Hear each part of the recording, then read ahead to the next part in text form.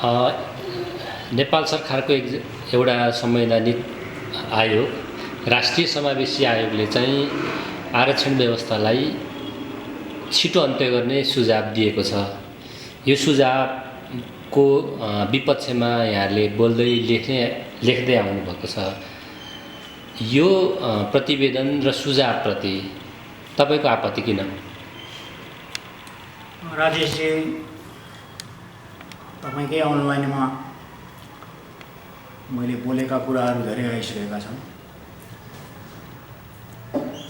मुख्य कुरो त के भने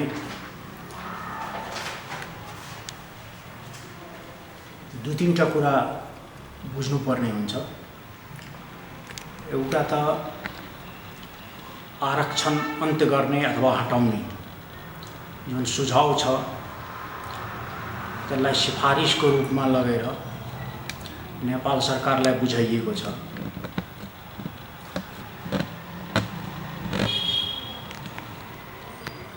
हामीले बुझ्नुपर्ने कुरा के हो भने जुन अध्ययन प्रतिवेदन भनिएको छ, अध्ययन र अनुसन्धानबाट के कुरा आएको हो त्यसलाई सपोर्ट गर्ने, आरक्षण अन्त्य गर्ने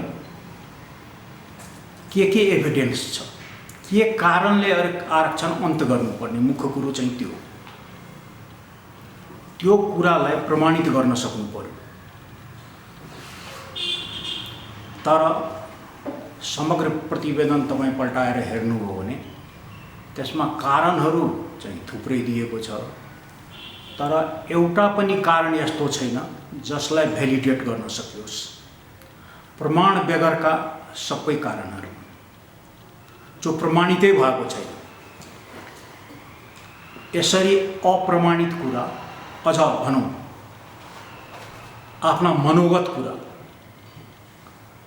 सिफारिसको रूपमा एउटा आयोगले, त्यो पनि नामै राष्ट्रिय समावेशी आयोग जसको काम नै समावेशीकरणलाई बढाउने हो, त्यस सम्बन्धमा अध्ययन अनुसन्धान गर्ने हो र जति पनि राष्ट्रका पिछडिएका वर्ग जति पनि छन्, मार्जिनलाइज्ड कम्युनिटीहरू, सीमान्तकृतहरू, यी सबैलाई राष्ट्रको मूल प्रवाहमा ल्याउने जसको दायित्व हो, त्यसले ठीक त्यसको विपरीत 180 डिग्रीमा गएर आरक्षण नै अन्त्य गर्ने जुन सिफारिस गरेको छ, यो सामान्यतया हेर्दा नै सिधै यो मनोगत हो र मैले पहिला पनि भनेको हो, यो पूर्वनिर्धारित र पूर्वनियोजित हो। त्यसैले यसको विरोध मात्रै होइन, यसको सशक्त विरोध गर्नुपर्छ मलाई लाग्छ। जस्तो यहाँ त अब लामो समय लोकसेवा आयोगमा कर्मचारीको रूपमा काम गर्नुभयो, त्यसपछि लोकसेवा आयोगकै सदस्यको रूपमा लामो समय काम गर्नुभयो।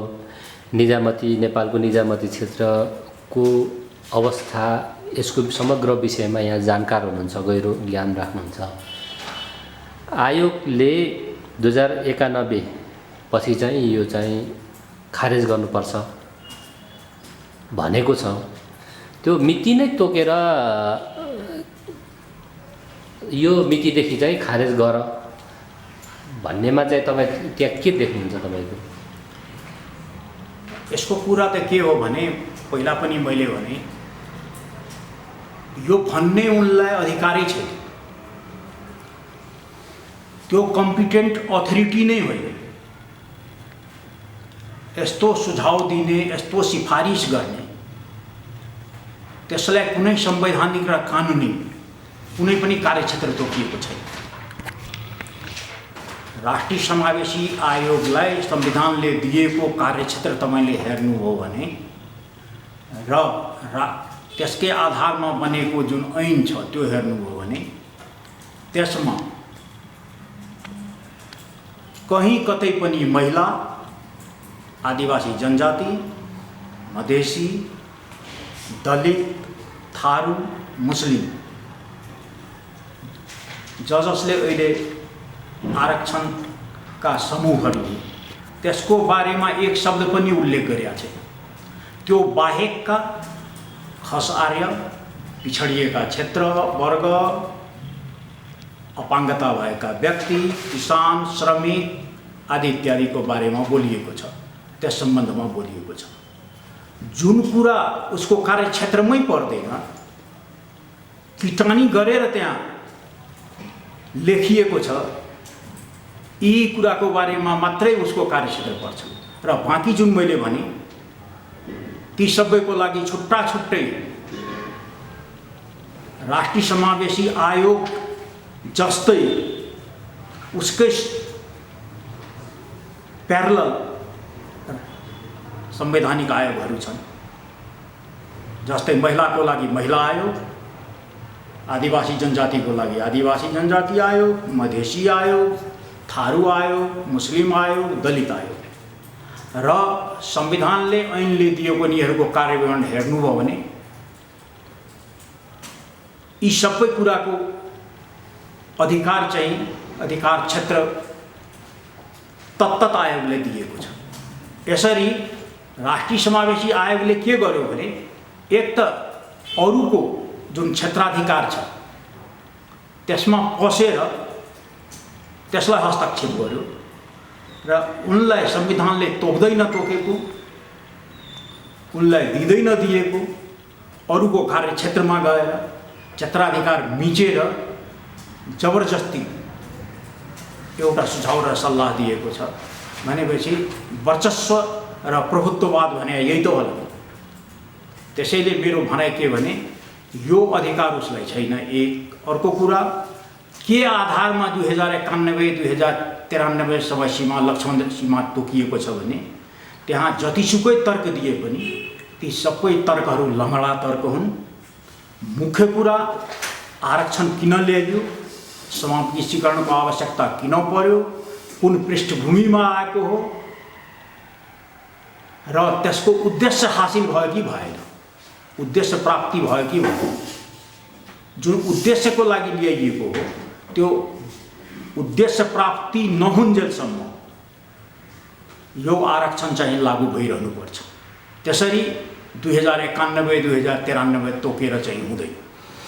अर्को यो जस्तो आयोगको प्रतिवेदनले के भन्छ भने त्यहाँ स्पष्ट भाषामा के लेखेको छ भने खुला प्रतिस्पर्धाबाट आएकोहरू भन्दा आयोग भनेको आरक्षणबाट आएको चाहिँ कर्मचारीहरू, निजामती कर्मचारीहरू चाहिँ अक्षम हुन्छन् भनेको उनीहरू जतिको चाहिँ खुला प्रतिस्पर्धाबाट आएको सक्षम हुँदैन भनेर सिधा भाषामा किटानी गरेर लेखेको छ।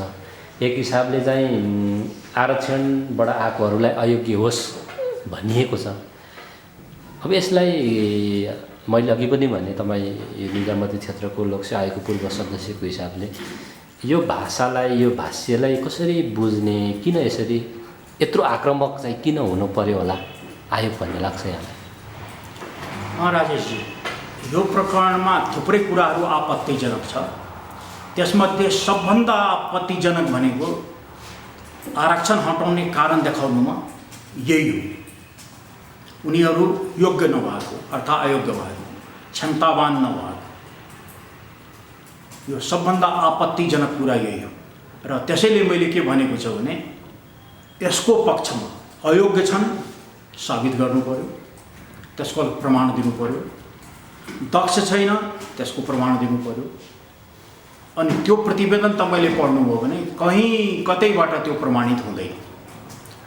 उहाँहरूले जुन प्रतिवेदन बनाउनु भयो त्यसको अध्ययनको तरिकामा उहाँहरूले दुईटा कुरा उल्लेख गर्नुभएको छ। एउटा आरक्षण सुरु भएदेखि लोकसेवा आयोगको तथ्याङ्कहरू जुन उसले वार्षिक रूपमा प्रकाशित गर्छ त्यसको विश्लेषण गर्नुभएको छ। त्यसले स्टेटसलाई देखाउँछ, कतिजना परीक्षामा सामेल भए, कतिजना लिखित परीक्षामा उत्तीर्ण भए, कतिजना इन्टरभ्यूमा आए, कतिजना सिफारिस भए, सङ्ख्याको अवस्था त्यहाँबाट ज्ञात हुन्छ। तर त्यहाँबाट के अवस्था ज्ञात हुँदैन भने खुला प्रतियोगितामा आउनेहरूले टोटल अङ्क कति ल्याए र समावेशीमा आउनेहरूले जम्मा अङ्क कति आए, ती दुईटाको बिचको डिफरेन्स, फरक चाहिँ कति हो, त्यो चाहिँ त्यहाँबाट थाहा हुँदैन र त्यो उहाँहरूको प्रतिवेदनमा कहीँ पनि भएको छैन। मैले भन्न खोजा भनेको के हो भने जसलाई उहाँहरूले योग्यता भन्नुहुन्छ, लोकसेवा आयोगको सिफारिसमा लिखित परीक्षा, अन्तर्वार्ता र अन्य कुनै परीक्षण छ भने ती सबैलाई जोडेर योग्यताक्रम सूची बन्छ र त्यसको आधारमा सिफारिस हुन्छ। अब योग्य र अयोग्य भनेको खुल्लाबाट आउनेको टोटल मार्क कति, समावेशीबाट आउनेको टोटल मार्क कति, त्यसको डिफरेन्स कति, त्यो थाहा भयो भने न योग्य र अयोग्य भन्ने हो। तर त्यो कसैलाई थाहा छैन, त्यो लोकसेवा आयोगलाई मात्रै थाहा छ भनेपछि यो जुन उहाँहरूले एउटा गर्नुभयो यो त ठाडै झुठो कुरा बोल्नु हो। किनभने उहाँसँग त्यो केही छँदै छैन। अब दोस्रो उहाँहरूले के गर्नुभयो भने समावेशीबाट आएका कर्मचारीहरूको थोरै कर्मचारीहरू 50-100 जना कर्मचारीहरूको कार्यक्षेत्रमा गएर एउटा सर्वेक्षण उहाँले गर्नुभयो, संक्षिप्त सर्वेक्षण। त्यसमा ती बहालवाला कर्मचारी जुन आरक्षणबाट आएका छन् तिनलाई केही प्रश्नहरू सोध्नुभयो र तिनका सुपर्यवेक्षकहरू हाकिमलाई पनि सोध्नुभयो। अब त्यो सर्वेक्षणको नतिजा भनेको बहालवाला कर्मचारीहरूले सबैले आफूलाई राम्रो त भन्ने नै भइहाले, तर अचम्म के लाग्छ भने तिनका सुपर्यवेक्षकहरूले, हाकिमहरूले त्योभन्दा बढी उनीहरूलाई सबै कुरामा 5-7 वटा उहाँहरूले त्यहाँ एउटा इन्डिकेटर जस्तो राख्नुभएको छ कार्य सम्पादनको, नेतृत्व क्षमता कस्तो छ, काम गर्ने प्रक्रियामा कस्तो छ, अनुशासन कस्तो छ आदि इत्यादि। ती सबै कुरामा र एग्रिगेट उहाँका सुपर्यवेक्षकले, उहाँका हाकिमहरूले ती कर्मचारीहरू, उहाँका मातहतका कर्मचारीहरू, ती आरक्षणबाट आएका कर्मचारीहरू 80-90% भन्दा अति उत्तम रहेको उहाँको सर्वेक्षणले भन्छ। भनेपछि यो दोस्रो सर्वेक्षणले उहाँहरूले जुन नतिजा निकाल्नुभयो त्यसको प्रतिकूल कुरा दिएको छ कि ती कर्मचारीहरू धेरै नै कार्यदक्षता भएका, कम्पिटेन्ट हुन्। यसरी उहाँहरूको दुईटा जुन तरिका छ, एउटा तरिका अध्ययनको तरिकाबाट केही उहाँहरूले पत्तै पाउन सक्नु भएन, पत्ता पाउने कुरै आएन, त्यो त्यसै खण्डित हुन्छ। अर्को तरिका उहाँको प्रतिकूल भनेपछि मलाई अचम्म लाग्छ कि कुनै पनि अध्ययनकर्ताले जब उसँग अध्ययन गर्दा पनि आफूले गरेका कुरा जुन दाबी गरिएको छ त्यसका प्रतिकूल कुराहरू आएका छन् भने त कसरी दाबी गर्न सक्छ त्यो अयोग्य छ अथवा कार्यदक्षता छैन। यी कुराहरू साफै फेस भ्याल्युमा तपाईँले हेर्ने हो भने जसैले पनि, नेत्रहीनले पनि भन्न सक्छ यो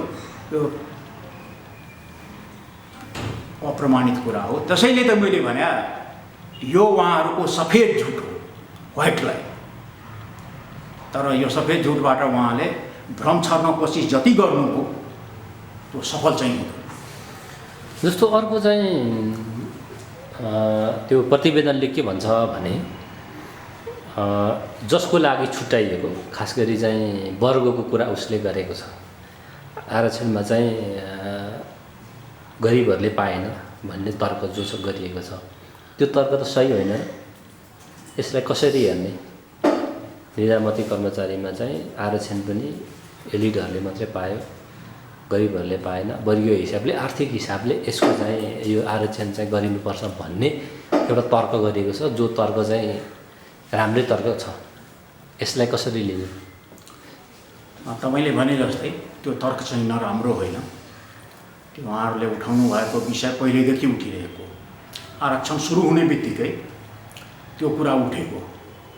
किनभने सुरुमै के लेखिएको थियो भने यी जुन 6 वटा समूहहरू छ त्यसको सामाजिक तथा आर्थिक रूपले पिछडिएका र यो जानकारी नहुन सक्छ, त्यो कुरा लेखिदिए बापत केही महिना अथवा 1 वर्षसम्म लोकसेवा आयोगको विज्ञापन नै रोकियो। किनभने तत्त समूहको सामाजिक तथा आर्थिक रूपले पिछडिएको व्यक्तिहरूको पहिचान चाहिँ भइसकेको थिएन। र त्यो रोकिएपछि सरकारले कसरी फुकायो त, जबसम्म सामाजिक र आर्थिक रूपले पिछडिएको व्यक्ति अथवा परिवारको निर्क्योल पहिचान हुँदैन तबसम्म यी जुन समावेशी समूहहरू छन् त्यसका भएका सबैजना सामाजिक र आर्थिक रूपले पिछडिएको मानिनेछ।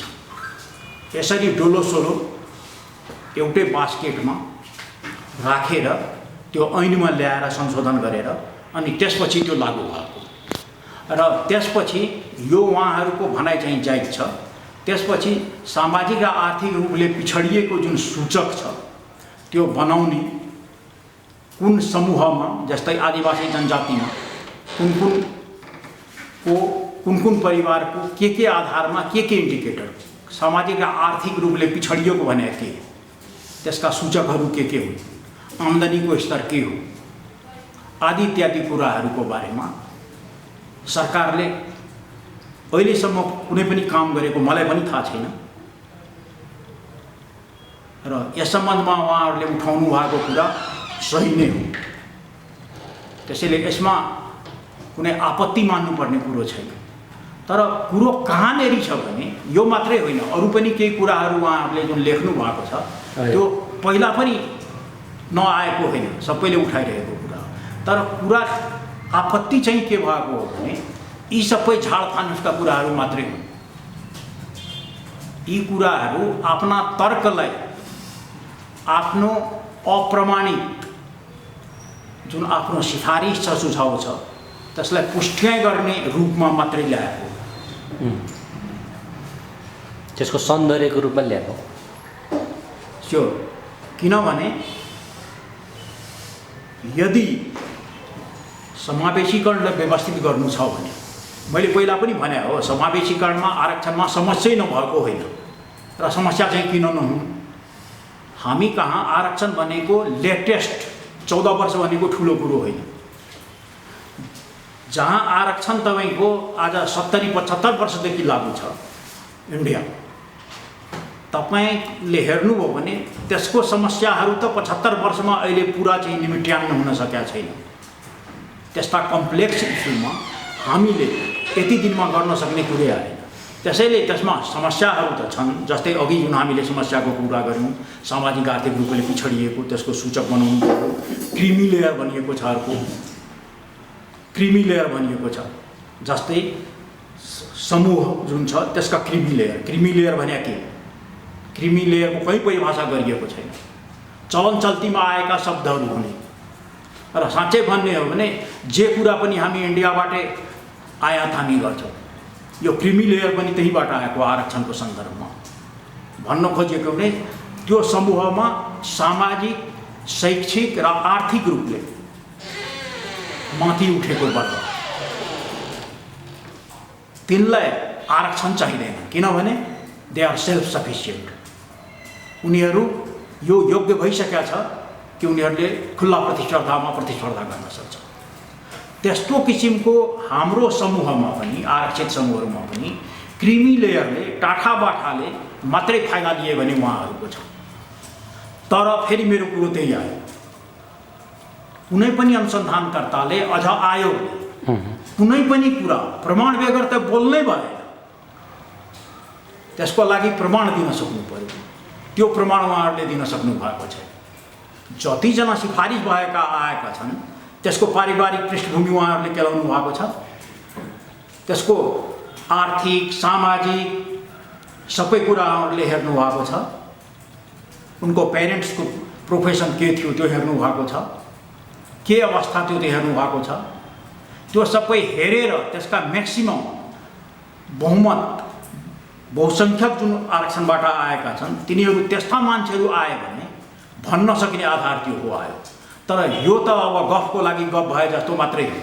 जस्तो अब यो चाहिँ आयोगले त एउटा संवैधानिक आएको उसले सुझाव दिइसक्यो, प्रतिवेदन प्रस्तुत गरिसक्यो। अब तपाईँ एकजना विज्ञ नभएर एकजना अभियन्ता पनि हुनुहुन्छ यो क्षेत्रको। अब यो सुझाव त दिइसक्यो, प्रतिवेदन छापिसक्यो। अब तपाईँहरू जस्तो अभियन्ता र यो विषयमा ज्ञान भएकोहरूले गर्नुहुन्छ चाहिँ के चाहिँ? अब एकदम राम्रो कुरा गर्नु, यो बुद्धि विलास गरेर मात्रै हुँदैन। बुद्धि विलास भने मैले के भने, जस्तै अहिले तपाईँ मेरो इन्टरभ्यू लिइराख्नु भएको छ, यो एउटा नबुझेकोलाई बुझाउने कुरा हो, किनभने सबैले बुझा हुँदैन। त्यस्तै केही कुरा हामीले लेख्यौँ भने त्यो पनि बुझाउने हो।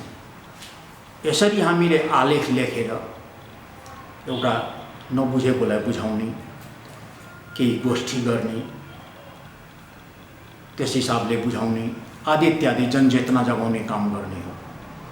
तर त्यो मात्रै होइन, किनभने यो जुन अहिले आरक्षण हटाउने जुन कुरा आएको छ, यसले एउटा साँच्चै भन्ने हो भने जुन समुदायहरूको बिचमा एउटा द्वन्द्व सिर्जना गर्ने यसले काम पक्कै पनि गर्छ।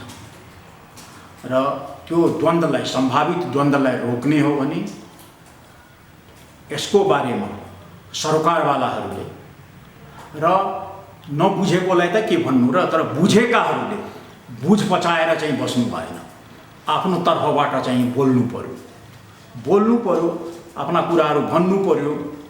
यो जुन आयोगले असंवैधानिक, गैर कानुनी आफ्नो अधिकार क्षेत्राधिकार मिचेर जुन कुरा गरेको छ भने त्यसलाई अविलम्ब फिर्ता लिनु पर्यो, जुन सरकारलाई गरेको छ। र सरकारले पनि यति विरोध भइसकेपछि, जनस्तरबाट यस्तो आक्रोश भइसकेपछि, उठिसकेपछि पक्कै पनि उनको नलेजमा त होला, उनको रिपोर्ट त पुग्या होला, उनले त्यसलाई ग्रहण गरिसके पनि, ल ग्रहण गर्ने बेलामा उनलाई थाहा थिएन, तर ग्रहण गरिसकेपछि यो जुन, अझ त म त कालो प्रतिवेदन भन्छु, यो कालो प्रतिवेदन, कालो सिफारिस भएको जुन प्रतिवेदन हो, त्यो प्रतिवेदनलाई उसले फिर्ता पठाउनु पर्यो, त्यसलाई त्याग्नु पर्यो। ग्रहण गरेपछि पनि यो त्याज्य हो र यो प्रतिवेदन हामी स्वीकार गर्दैनौँ।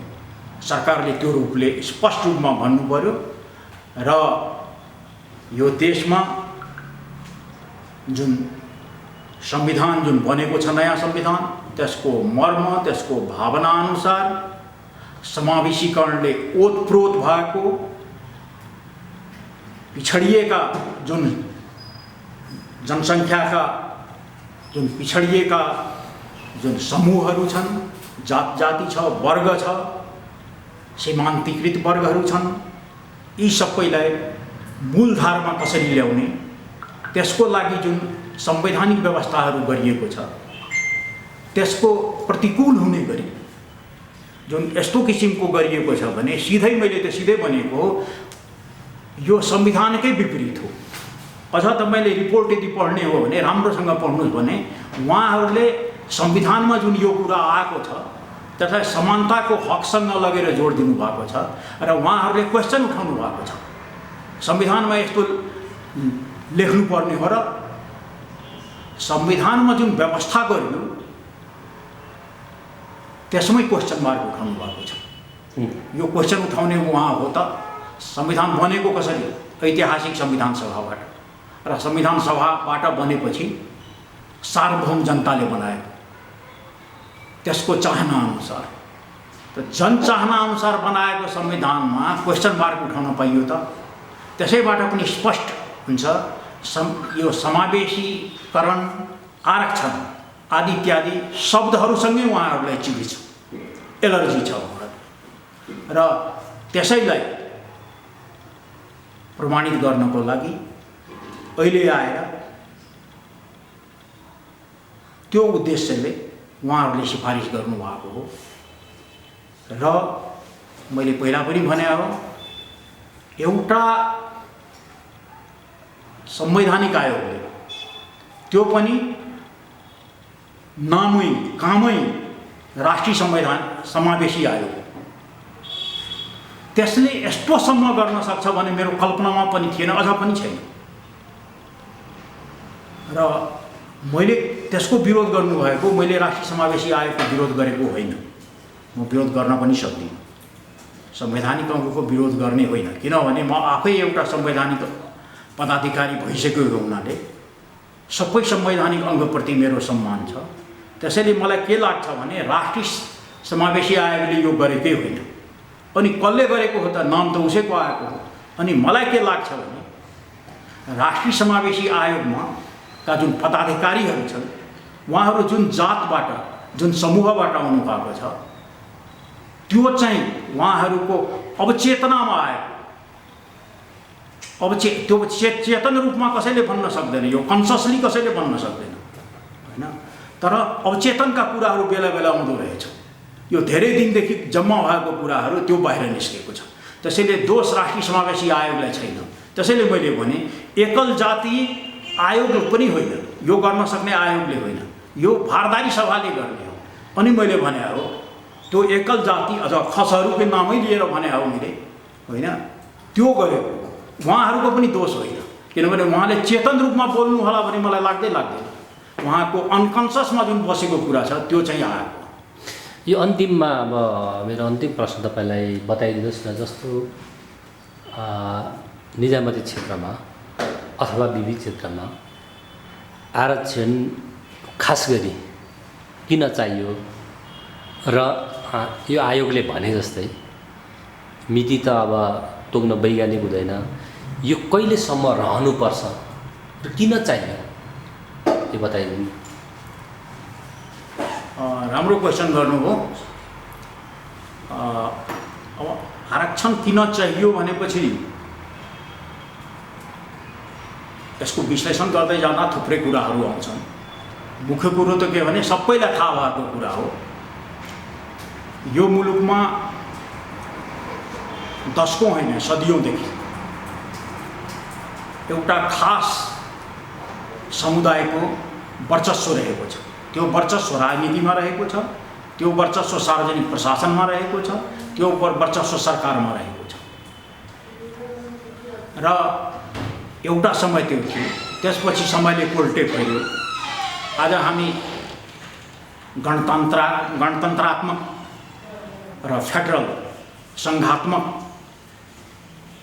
राजनीतिक व्यवस्थामा आइसकेका छौँ र ऐतिहासिक रूपमा विभेदमा पारिएकाहरू जुन समुदायहरू छ ती समुदायहरूलाई न्याय दिनको लागि पहिला जुन विभेद गरिएको थियो त्यसको करेक्सनको रूपमा यो ल्याइएको र फेरि यो नेपालमा ल्याएको मात्रै होइन, यो विश्वमा चलेको अफर्मेटिभ एक्सनको जुन एउटा प्रोसेस हो त्यसैको यो हामीले अवलम्बन गरेको कुरा हो। र यसैलाई पहिला पनि मैले भने थुप्रै यहाँ आन्दोलनहरू भए, जस्तै जनयुद्धदेखिको कुरा गरौँ, जनयुद्ध, जनआन्दोलन, आदिवासी जनजाति, मधेसी, महिला सबैको ऐतिहासिक आन्दोलनहरू र त्यसको रापमा भएको हो। कुनै नेताले चाहँदैमा उसको रहरमा या उसको लहरमा पनि भएको होइन। सार्वभौम जनताले यो गर्नु पर्यो भनेर अनि मात्रै गरिएको र त्यसैलाई अन्तिम संविधानमा त्यसलाई इन्क्लुड गरियो। त्यसैको आधारमा निजामती सेवामा पहिलोपटक आरक्षणको व्यवस्था गरियो र आरक्षण व्यवस्थाको कार्यान्वयन भयो, जुन कि अद्यापि हुँदैछ। र सुरुमा हामीले सुरुवात कालको केही अस्पष्टताका बावजुद त्यसलाई स्पष्ट गर्यौँ। त्यो अहिले स्मुथली चलिरहेको छ। हल्का केही रूपमा समावेशीका जुन उम्मेदवारहरू आएका छन् त्यसबाट एउटा आशा जागेको छ। त्यसैले मैले सायद पहिला पनि भने जस्तो लाग्छ यसको सबभन्दा सबल पक्ष के हो सकारात्मकको, मैले भनेको सबल पक्ष थुप्रै होला, तर एउटा मैले देखेको एउटा सबल पक्ष के हो भने त्यो साइकोलोजिकल मनोवैज्ञानिक हो। के लाग्थ्यो भने लोकसेवाको परीक्षा पासै गर्न सकिन्न, यो जुन जरो गाडेर जुन बसेको थियो त्यो चाहिँ यसले तोडिदिएको छ। र त्यसको परिणाम के देखिएको छ भने अब आरक्षित समूहकाहरू खुल्लामा पनि प्रतिस्पर्धा गर्न लागेको छ। प्रतिस्पर्धा मात्रै होइन, सफल पनि हुन लागेको छ। त यो साइकोलोजिकल जुन बेरियर तोड्यो, एउटा उहाँहरूलाई के थियो भने आफै निसहाय हुने, हेल्पलेसनेस, जसलाई हामी साइकोलोजीमा भन्छौँ लर्न्ड हेल्पलेसनेस, त्यो एउटा सृजना भएको थियो। त गर्नै सकिन्न, यो हाम्रो लागि हुँदै होइन, त्यो जुन भएको थियो, त्यो ट्याबु जुन थियो एउटा, त्यसलाई चाहिँ तोड्यो। मैले देखेँ कि यो चाहिँ ठुलो कुरो। अनि त्यसैले आरक्षणको आवश्यक तोक्न त्यसको मिल्दैन मेरो भनाइ। त्यो चाहिँ आवश्यक केमा छ भने जुन ग्रुपको लागि गरिएको हो, जुन उद्देश्यको लागि गरिएको हो, त्यसमा कति हामी सफल भयौँ। त्यो सफलता यदि हामीले मेजर गर्न सक्यौँ, अब पुग्न लाग्यो अथवा बढी नै भइसक्यो, बन्द गरिदिए हुन्छ, त्यसलाई स्टप गर्ने बेला हुन्छ। तर त्यो कसरी गर्ने भनेको यस्तो किसिमको यो क्वाक, यस्तो किसिमको फेक स्टडीबाट होइन। त्यसैले यो अध्ययन, यसलाई अनुसन्धान भनिएको छ, त्यो भनेको रिसर्च हो र यसलाई शोध प्रतिवेदन भनिएको छ। तपाईँ एउटा कुरा बुझ्नुहोस्, रिसर्च भनेको शोध होइन, शोध भनेको त सर्च हो, रिसर्च भनेको त सर्च भनेको शोध हो, रिसर्च भनेको प्रतिशोध हो। त्यसैले यो रिसर्च डकुमेन्ट, रिसर्च रिपोर्ट त हो, तर शोध रिपोर्ट होइन। यो प्रतिशोधको प्रतिवेदन हो। जसरी पनि आरक्षणलाई अन्त्य गर्ने र थोरै थोरै जुन अन्य समूहका अहिले नेपालको निजामती सेवामा, सरकारी सेवामा एकल जाति बाहेक जुन अनुहारहरू फाटफुट देखा पर्न थालेको छ, त्यो पनि उहाँहरूलाई पाच्य भएन। त्यसलाई पनि कसरी निकाल्ने, कसरी कम गर्ने भने त्यही षड्यन्त्रको तानाबाना हो र त्यसैको लागि यो गरिएको हो। र यो सफल त हुँदैन, तर यसको लागि हामीले जतिले बुझेका छौँ यसको विरोध चाहिँ गर्नै पर्छ। र नेपाल सरकारले, मैले पहिला पनि भने, यसलाई तुरुन्त त्यो रिपोर्टलाई विथ कमेन्ट फिर्ता गर्नुपर्छ। धन्यवाद।